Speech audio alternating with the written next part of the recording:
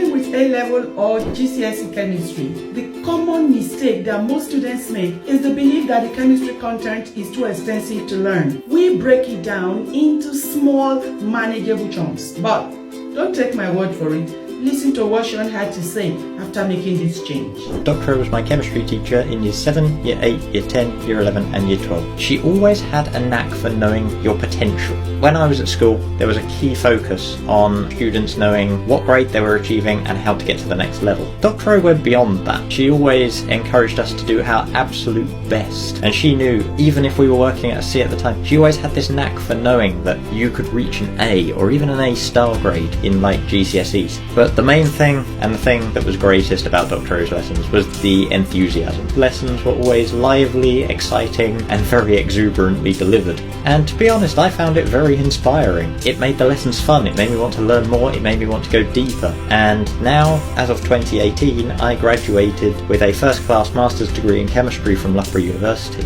She really did inspire me to keep going, and that is why I think she's a fantastic teacher. If you want an A grade in chemistry, I will help you or your child to get there. Guaranteed. Just DM me the word chemistry.